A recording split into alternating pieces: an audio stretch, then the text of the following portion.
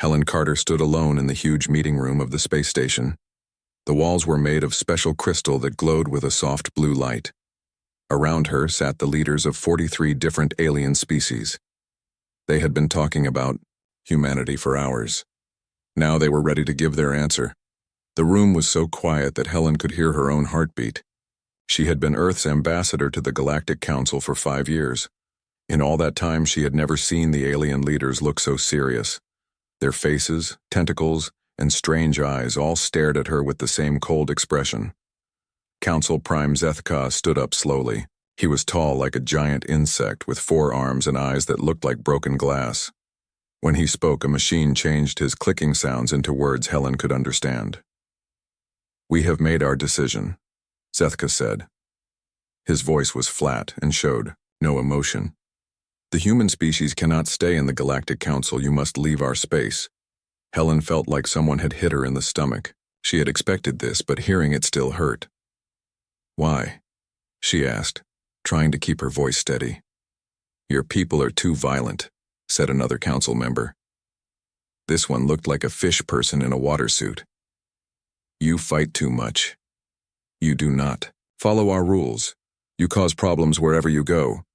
Helen wanted to argue, but she knew they would not listen. Last month, a human traitor named Peter Walsh had gotten into a fight with an alien official. Peter had punched the alien during a business meeting. It was wrong, but it was just one person making one mistake. "That was one man," Helen said. "You cannot judge all humans because of what one person did."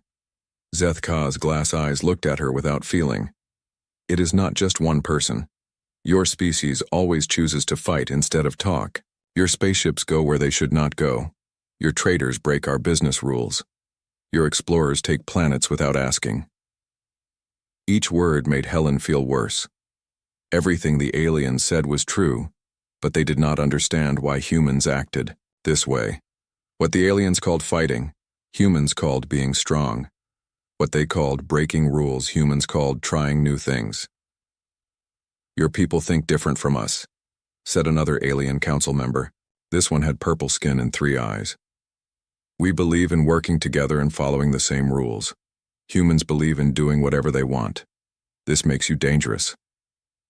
Helen looked around the room at all the different aliens. Some looked like giant bugs. Others looked like walking plants.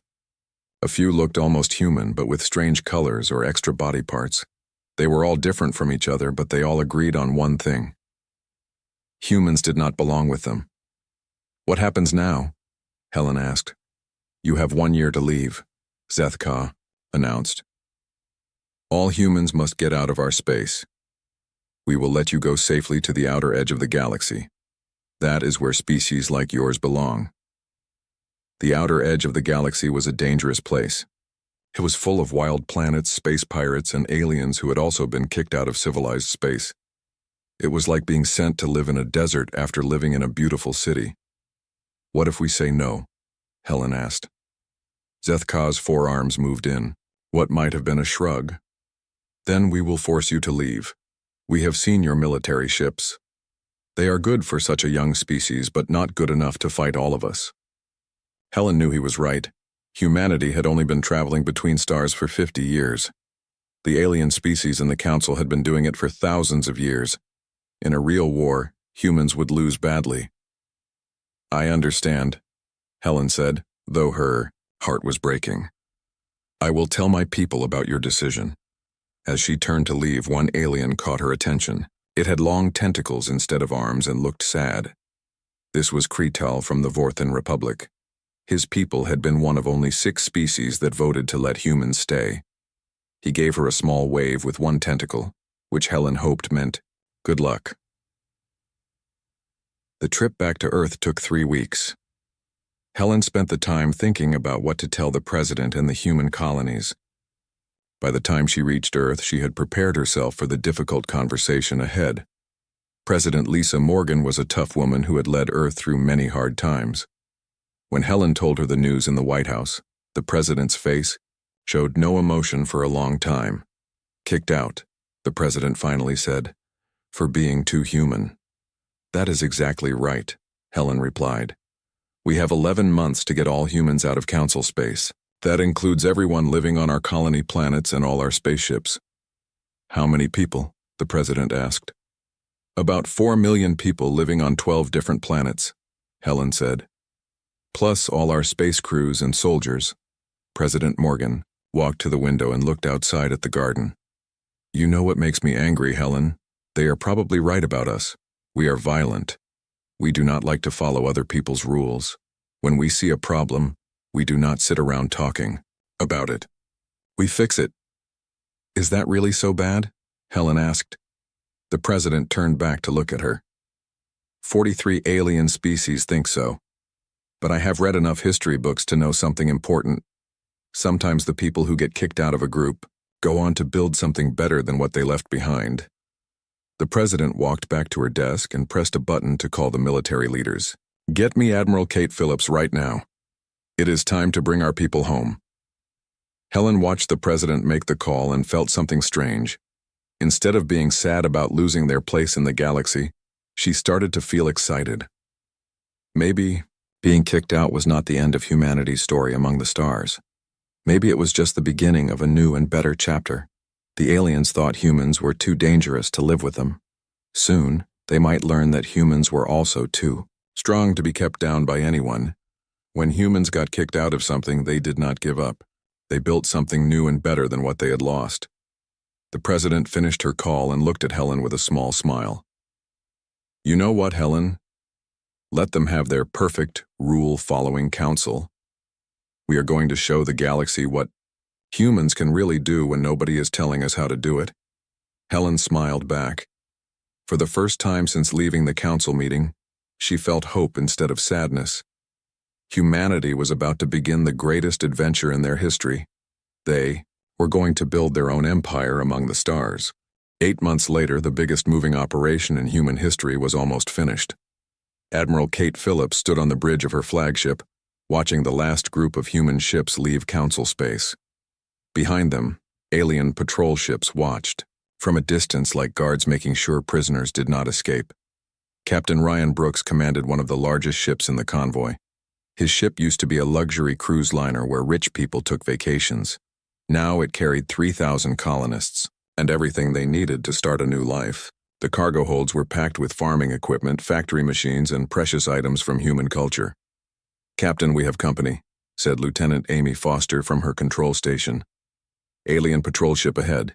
It looks like one of those bird-like aliens. Ryan looked at the screen showing the alien ship. The Zephyrians were one of the species that had voted strongest to kick humans out. They said humans were too dangerous to be around other peaceful aliens. Are they talking to us? Ryan asked. No, sir. They are just watching us leave. This had happened many times during the long journey to the edge of the galaxy. Alien patrol ships would appear, watch the human convoy for a while, then disappear. They never attacked or tried to stop the humans. They just wanted to make sure the humans were really leaving. Let them watch, Ryan decided. Plot a course around them and tell all our ships to stay together. The human convoy was enormous. Hundreds of ships of all sizes moved together like a slow river of metal and lights. There were old military ships, cargo vessels, passenger liners, and even some alien ships that humans had bought over the years. Every ship was packed with people, supplies, and hope for a better future. 3 weeks later, the human fleet finally reached the outer rim of the galaxy. This was a place the Council aliens considered too wild and dangerous to live in. The stars here were young and violent. The planets were harsh and untamed. Most of the aliens living here were outcasts, criminals, or species too primitive for the Council to accept. Admiral Phillips had sent scout ships ahead to find a good place for humanity's new home. They found a star system with 6 planets orbiting a sun very much like Earth's sun. 2 of the planets were the right distance from the sun to support human life. The humans decided to call this system Haven. Governor Carl Wright had been in charge of one of humanity's biggest colonies before the exile. Now he was chosen to lead the new government on Haven Prime, the first planet they would try to make into a home. Haven Prime was not an easy world. The weather was violent with storms that could destroy buildings. Strange animals lived there that were bigger and meaner than anything on Earth. The soil was poor, and the water was hard to find. But humans had faced hard places before. We are not just building new towns, Governor Wright told the colonists in his first speech. We are building proof that humans do not need the Council's permission to succeed among the stars. The first few years were terrible. Crops died in the bad soil. Machines broke down in the harsh weather. Wild animals attacked the settlements. Many people got sick from alien diseases. Some colonists wanted to give up and try to go back to Earth. But humans are stubborn. Instead of giving up, they worked harder. Engineer Nancy Clark led teams of scientists and workers to change the planet's air and soil to be more like Earth. Her new inventions for cleaning air and improving dirt would later help humans live on many other worlds. The Council aliens change planets by having lots of meetings and making plans for hundreds of years. Nancy explained to her team during a particularly hard project. We do not have that much time, so we will do what humans do best. We will figure it out as we go, adapt to problems and never give up. By the 5th year after leaving Council space, humans had built towns on 7 different worlds in 3 star systems. More humans kept arriving as the Council found and kicked out human settlements they had missed before. Commander Steve Anderson had been one of the last humans to leave Council space. He used to work as a translator between humans and aliens, so he knew a lot about alien technology and customs. This knowledge became very valuable when humans started meeting other outcasts in the Outer Rim. The galaxy is not just the 43 species in the Council, he reported to Governor Wright. Out here in the Rim, there are dozens of other alien species. Some were never allowed to join the Council. Others were kicked out like us. There are also pirates, refugees, and independent colonies. If we want to build something big out here, we need to make friends. The first friendship came with a species called the Kithara. They looked like walking lizards and lived in family groups, instead of big governments. The Council had refused to let them join because their society was too different. Captain Linda Hayes was leading a patrol mission when she found a Kithara settlement under attack by space pirates. Without thinking twice, Linda ordered her small fleet to help the lizard people fight off the attackers. The battle was short but fierce. Human ships were faster and more flexible than the pirates expected. The humans fought like they were protecting their own families, not just helping strangers. When the fight was over, the grateful Kithara offered to become allies with humanity. The Kithara were master metalworkers and shipbuilders. They knew how to make materials stronger and lighter than anything humans had seen. In return, humans shared their farming techniques and medical knowledge. This is what the Council never understood about us, Governor Wright said as he signed the alliance agreement with the Kithara leaders. We do not see other species as enemies first. We see potential friends and partners. We only fight when someone threatens the people we care about. More alien species began to approach the growing human community.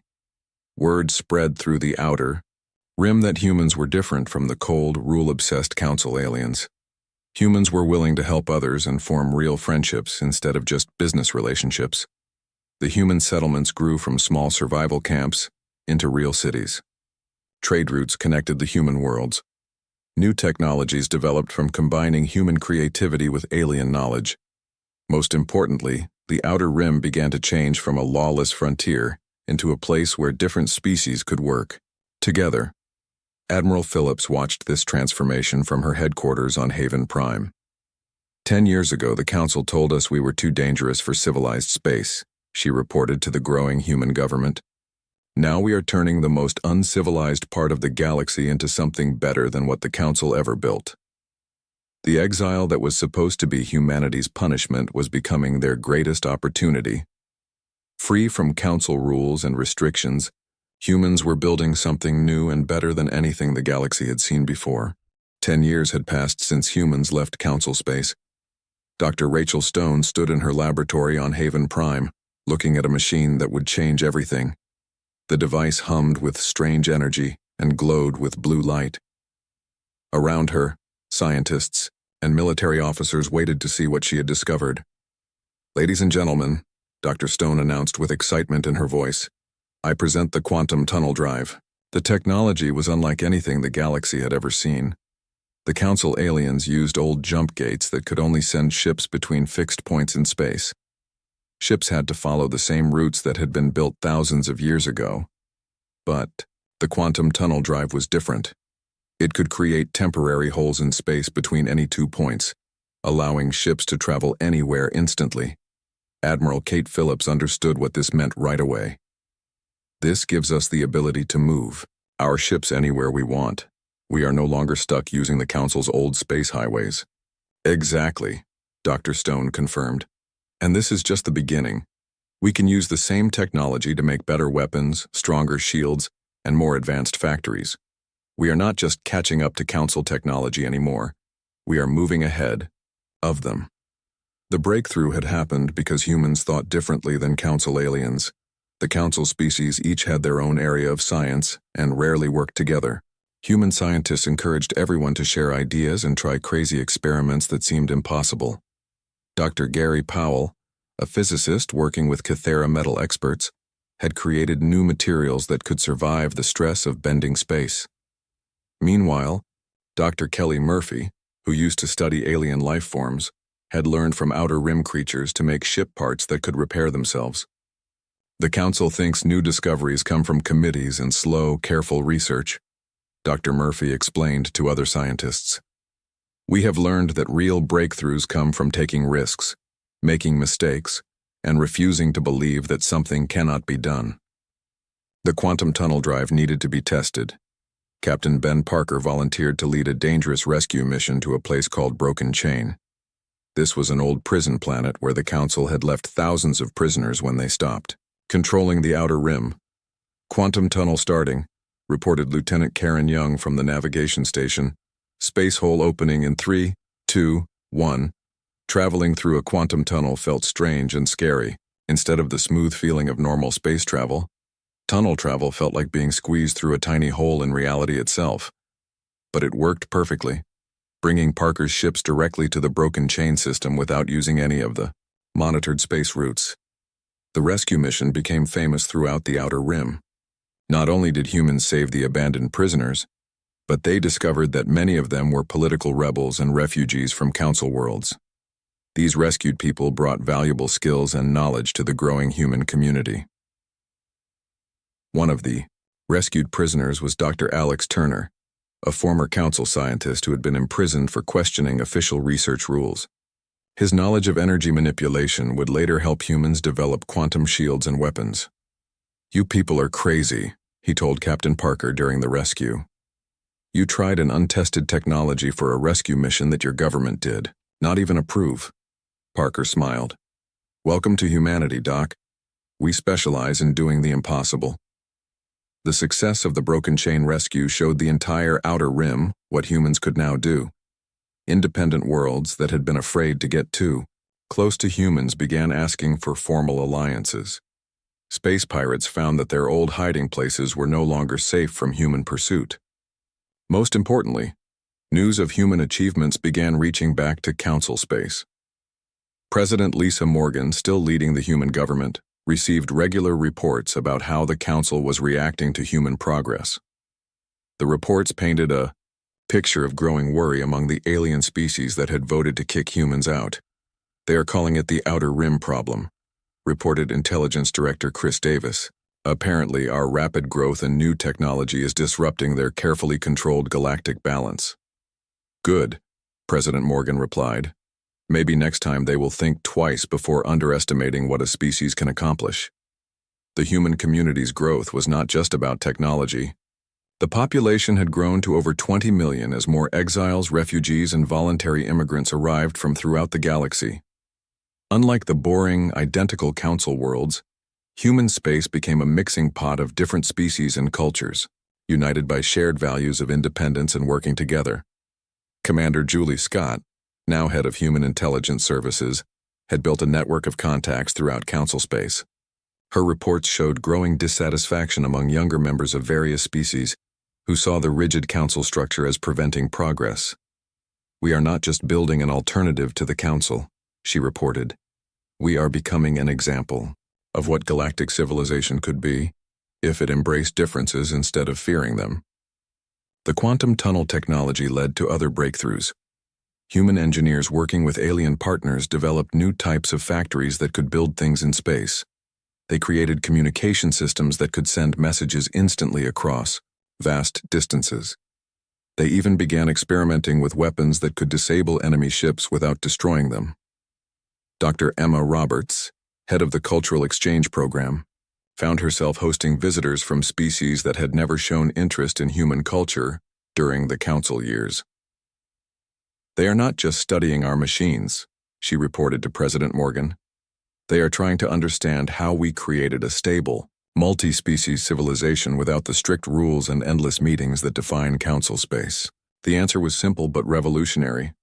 Where the Council tried to make all species act the same through laws and regulations, humans celebrated differences and found ways to combine them to create something stronger. Captain Ian Foster, commanding the exploration ship New Frontier, had just returned from a survey mission that perfectly showed this principle. His crew included human navigators, Kythera engineers, alien communication specialists, and warrior species security personnel. Each species contributed their unique strengths to make the mission successful. "We found 3 planets suitable for life that the Council surveys had marked as unsuitable," he reported. The Council evaluations were based only on their member species' needs. "We found worlds that would be perfect for the heat-loving exiles, the crystal-based refugees, and at least 2 other non-Council species we work with." Human expansion was not conquest in the old sense. Instead of claiming territory for humans alone, they were creating space for any species willing to embrace human principles of cooperation and individual freedom. The contrast with Council expansion, which required lengthy admission processes and cultural change requirements, was obvious to everyone. By the 18th year of exile, the human coalition had become the strongest power in the Outer Rim and was beginning to compete economically with Council trade routes. Human merchants offered better prices, faster delivery, and more flexible contracts than their Council competitors. Trade Minister Ruth Green reported to President Morgan that human commerce was now worth nearly 30% of all galactic trade. "We are not just participating in the galactic economy," she reported. "We are changing it completely."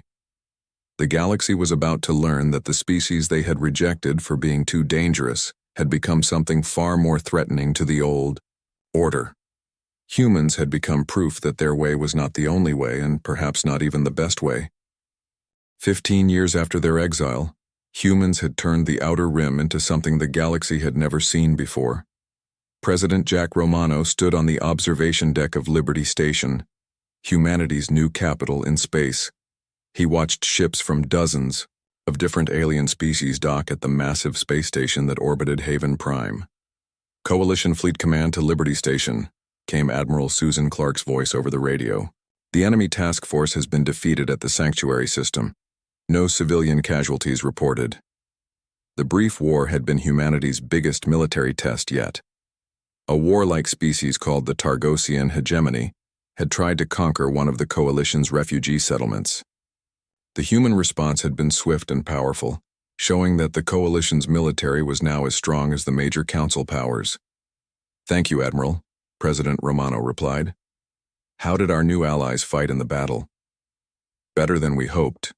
Mr. President, the Kythera heavy cruisers destroyed the enemy armor easily.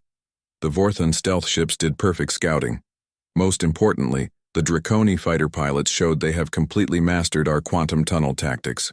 The Draconi had been the Coalition's newest major ally. They were a proud warrior species that the Council had rejected because of their honor-based culture. They had approached humanity after seeing the Broken Chain rescue, looking for partners who understood that strength and kindness were not opposites.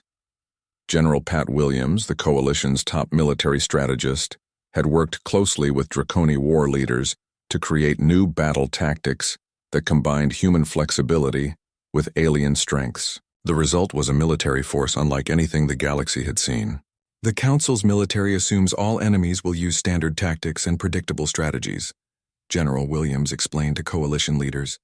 "They cannot adapt to an enemy that combines quantum tunnel mobility, Kythera engineering, Vorthon stealth technology, and Draconi warrior spirit with human tactical creativity." The Coalition's success had not gone unnoticed in Council space. Intelligence reports showed increasing debate among council members about the human question. Several species that had voted for exile were now wondering if they had made a strategic mistake. Ambassador Helen Carter, now serving as the coalition's foreign minister, received her first official message from council space in over a decade.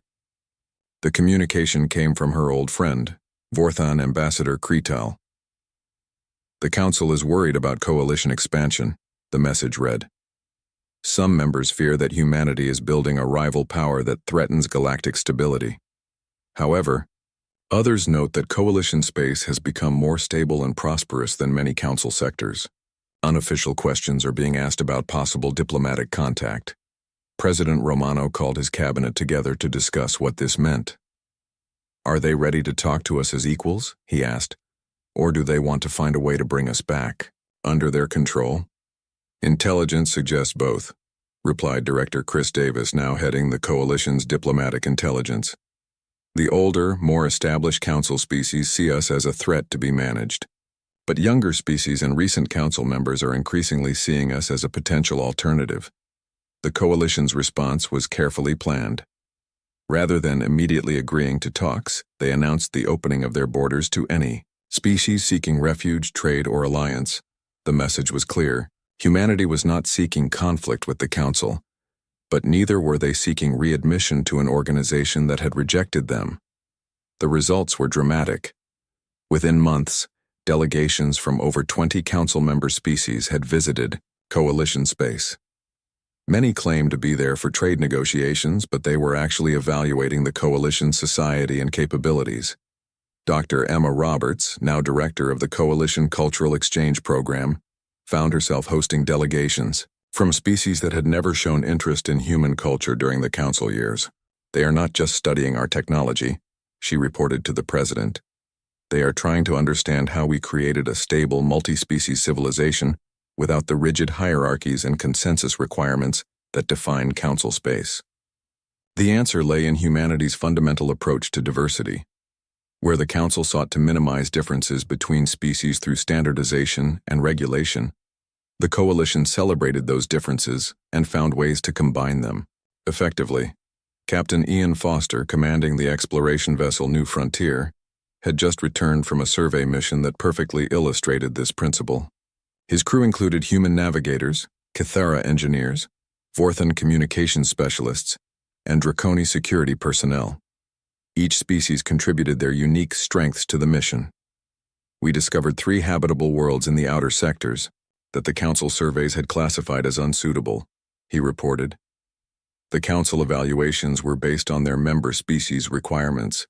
We found worlds that would be perfect for the heat-loving exiles, the crystal-based refugees, and at least 2 other non-council species we work with. The coalition's expansion was not conquest in the traditional sense. Instead of claiming territory for humanity alone, they were creating space for any species willing to embrace the coalition's principles of mutual cooperation and individual freedom. The contrast with council expansion, which typically involved lengthy admission processes and cultural assimilation requirements, was stark. Trade Minister Ruth Green reported to President Romano that coalition commerce was now valued at nearly 40% of total galactic trade volume. We are not just participating in the galactic economy, she reported. We are reshaping it completely. The coalition had also become a beacon for oppressed peoples throughout the galaxy. When the council refused to intervene in civil wars or help refugee crises, coalition fleets would appear to offer aid and sanctuary. This humanitarian approach won them allies even among council member populations. Captain Sandra Lee led one such mission to evacuate civilians from a brutal civil war on a council world. The local government had requested council intervention, but the council's bureaucratic processes meant help would not arrive for months. The coalition fleet arrived within days. We cannot officially authorize this, the planetary governor told Captain Lee privately. But my people are dying while the council debates proper procedures. If you can save them, I will not stop you. The evacuation saved over 100,000 civilians, including many who would later join the coalition as permanent citizens. The rescue was broadcast throughout council space, showing the difference between council bureaucracy and coalition action. Dr. Marcus Thompson, the coalition's chief economist, analyzed the growing economic shift. Council worlds are starting to prefer trading with us over their own member worlds, he reported. We offer better prices, faster service, and more innovation. Their rigid economic systems cannot compete with our market flexibility. The coalition had grown from humanity's exile punishment into a galactic superpower. They controlled the most advanced technology, commanded the most effective military, and offered the most attractive society for independent-minded species throughout the galaxy. But perhaps most importantly, they had proven that the Council's way was not the only way. To achieve galactic civilization, the rigid conformity and slow bureaucracy that the Council claimed was necessary for peace had been replaced by voluntary cooperation and rapid innovation. As President Romano looked out at the bustling traffic around Liberty Station, he reflected on how far they had come. Ships from dozens of species worked together, traded freely, and defended each other as equals. The Outer Rim had transformed from a lawless frontier into the most dynamic and prosperous region of the galaxy. The species that had been cast out for being too human had built something more human than anyone had imagined possible. They had created a civilization that celebrated what made each species unique while uniting them in common cause. The Council was about to learn that their greatest mistake had been humanity's greatest opportunity. 20 years after humanity's exile, the Galactic Council faced the biggest crisis in their 1,000-year history. 3 member species had officially asked to leave the Council and join the human coalition. Dozens of others were demanding major changes to Council rules and policies. Council Prime Zethka, now old and facing challenges to his leadership, stood before an emergency meeting addressing what had become known as the coalition crisis. In coalition space, President Romano received an official message from the Council, for the first time since Ambassador Carter's expulsion 2 decades earlier. The message was short but important. The Galactic Council requests immediate diplomatic contact with the human coalition regarding matters of mutual galactic interest. Romano shared the message with his senior staff, including Admiral Phillips, now Supreme Commander of Coalition Forces, and Ambassador Carter, who had never lost her diplomatic skills despite years serving in other roles. They are not apologizing, Carter observed. They are not saying that exile was a mistake. They are approaching this as if we are equals negotiating mutual interests. Is that not what we wanted? Asked Vice President Carol King. It is what we have earned, Romano replied.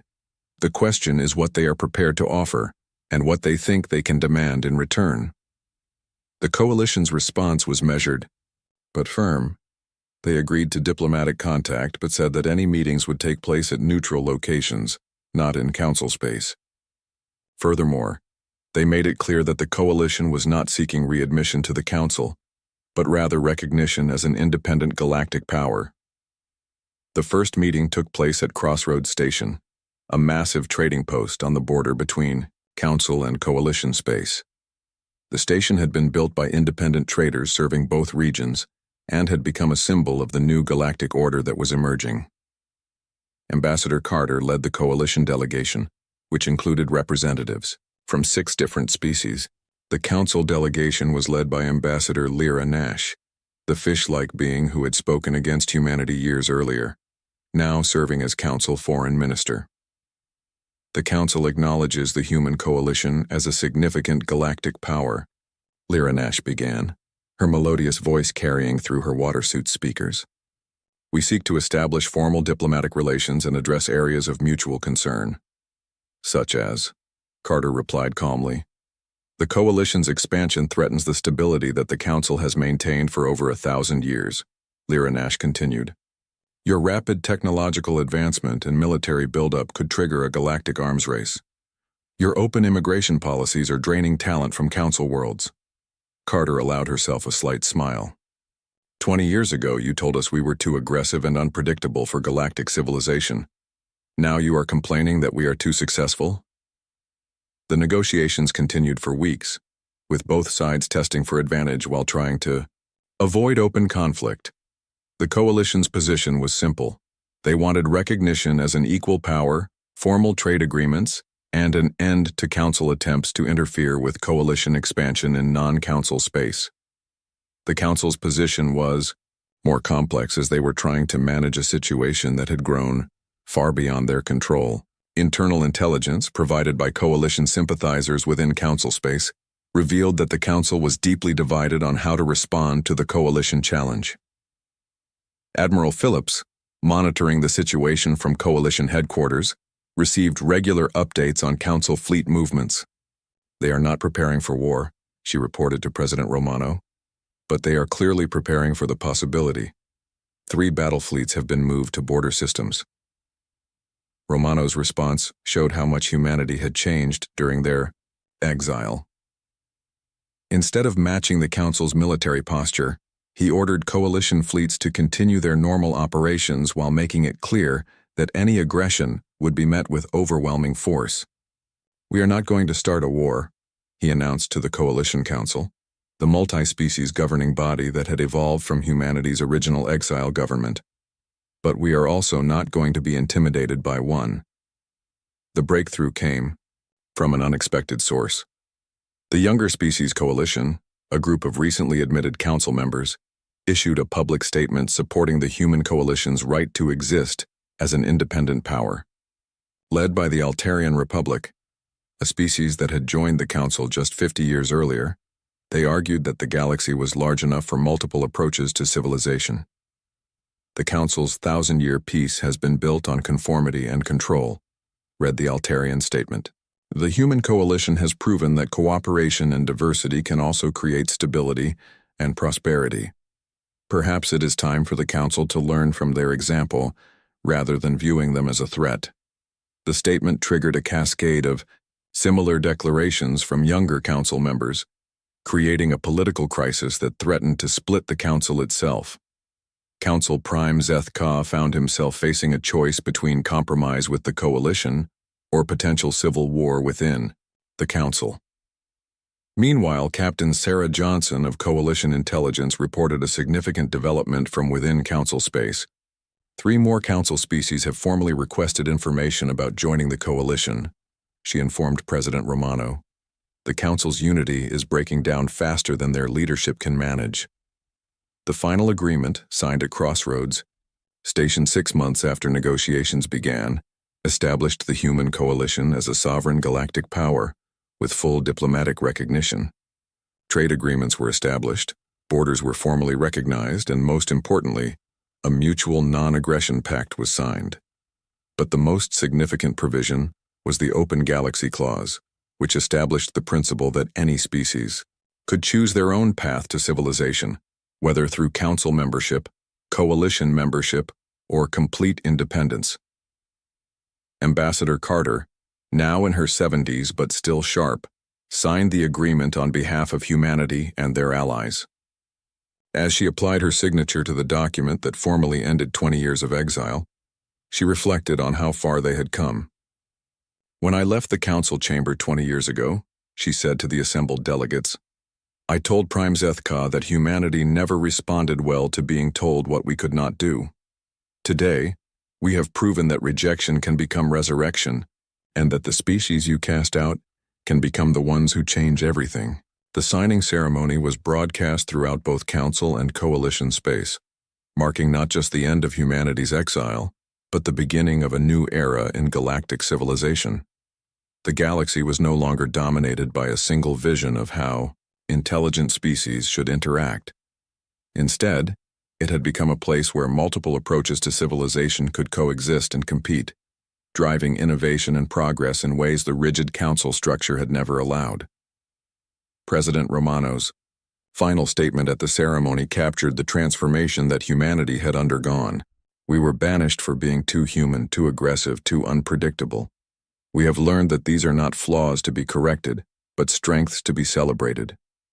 The galaxy is vast enough for all of us, and diverse enough that we all have something to contribute." As the ceremony concluded, and the delegates prepared to return to their respective homes, Ambassador Carter took one last look at the document that had changed galactic history. Humanity had been cast out as outcasts and had returned as empire builders. The species that was too dangerous for the council had become the foundation of something even greater.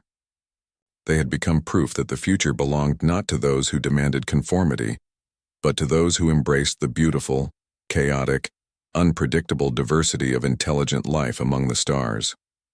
The human coalition continued to grow and prosper, but they never forgot the lesson of their exile. Sometimes being cast out is not punishment but liberation. And sometimes the greatest empires are built not by those who are welcomed everywhere, but by those who create a place where everyone is welcome.